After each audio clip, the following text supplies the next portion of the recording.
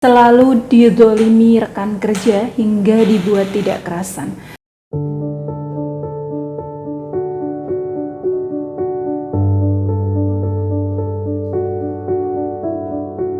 Bismillahirrahmanirrahim. Assalamualaikum warahmatullahi wabarakatuh.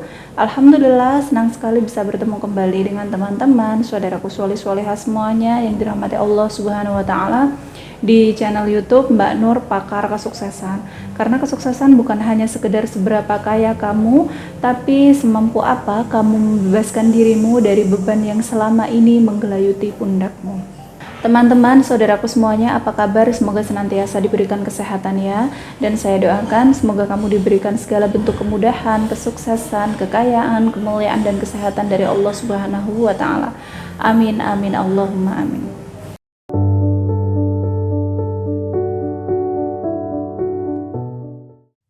Tidak bisa dipungkiri, dunia kerja merupakan salah satu fase yang cukup berat dalam kehidupan manusia. Namun, ini harus tetap dijalani. Seberat apapun itu harus tetap dijalani ya, yang namanya pekerjaan. Lebih capek lagi, lebih sulit lagi kalau kamu tidak bekerja. Ya, mulai dari pekerjaan yang menumpuk atau serasa tidak ada habisnya, deadline yang barangkali selalu menghantui bahkan saat kamu tidur, pressure atau tekanan target, bahkan dari tekanan atasan yang tidak bisa ditawar lagi. Juga kehidupan sosial di tempat kerja pun yang tidak selalu mulus sesuai dengan harapan kamu.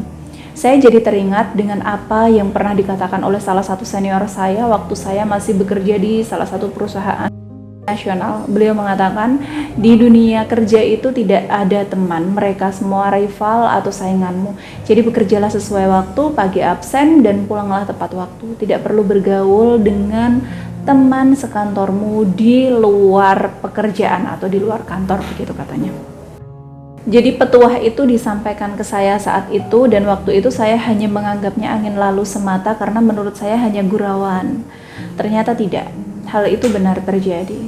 Teman kerja adalah saingan. Seperti yang dialami oleh salah satu klien saya yang bekerja di salah satu counter atau outlet penjualan handphone. Jadi sejak awal dia masuk kerja di tempat tersebut selalu dizolimi teman-temannya. Banyak sekali yang klien saya ini ceritakan, dengan banyaknya cerita, banyak kasus yang membuatnya selalu menangis sendirian saat pulang kerja. Pernah suatu ketika beliau ini disuruh menyapu dan membersihkan lantai serta membersihkan langit-langit begitu, padahal di sana ada office boy. Kenapa dia mau melakukannya? Awalnya dia tidak mau melakukannya, tapi karena tidak sesuai dengan desk jobnya. Tapi manajer toko tersebut juga tidak menyukainya, juga zalim padanya. Jadi daripada klien saya kena fitnah ya, yang tetap dilakuin aja apa yang disuruh oleh senior atau teman-teman kerjanya itu.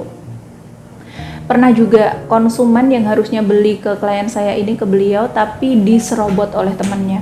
Akhirnya poin dan bonus penjualan yang didapat oleh ini harusnya dikasih ke klien saya, tapi diberikan ke temannya meskipun dia tidak melakukan prospek gitu loh. Meskipun yang melakukan prospek ini adalah klien saya ini. Pernah juga saat makan siang, makanannya itu sengaja ditumpahkan oleh rekan kerjanya secara sengaja. Pokoknya bully-bulian dan intimidasi selalu dia terima. Kenapa saat itu dia tidak memutuskan untuk resign, atau kenapa dia tidak melaporkan ke atasannya begitu? Atau ya keputusan terbesar adalah pengunduran diri gitu. Kenapa tidak melakukan itu? Karena saat itu dia sangat butuh uang, karena dia tulang punggung keluarga waktu itu. Nah, yang jadi masalah adalah dulu di tempat kerja yang lama sebelum di outlet handphone, penjualan handphone ini, dia pernah kerja di tempat sebelumnya, dan dia juga mendapatkan perlakuan buruk dari teman kerjanya sendiri, bahkan sampai dia dipecat oleh atasannya di tempat kerja yang lama karena fitnahan dari teman-temannya. Nah, apa yang terjadi sebetulnya?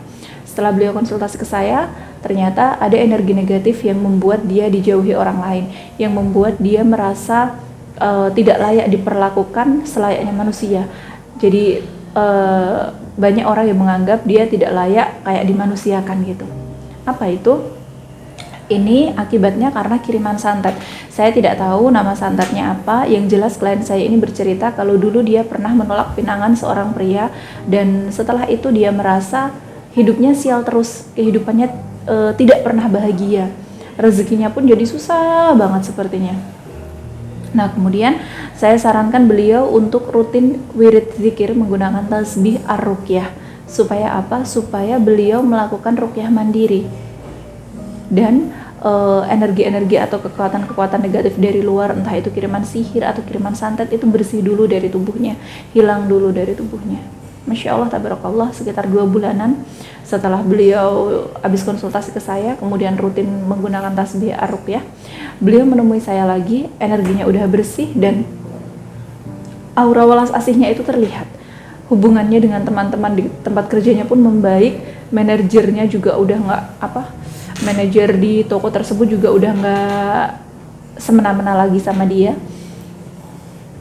Seperti itulah, percayalah, pertolongan Allah selalu nyata asalkan kamu tidak menyerah. Sekian cerita yang bisa saya sampaikan hari ini. Ini salah satu kisah nyata yang dialami oleh klien saya. Semoga ada hikmah yang bisa dipetik dan dipelajari, dan mohon maaf apabila ada salah kata dan perbuatan. Saya Mbak Nur, mari bersama sukses dan berkah di jalan Allah. Akhirul kalam, wabillahi taufiq wal hidayah, waridho wal inayah. Wassalamualaikum warahmatullahi wabarakatuh.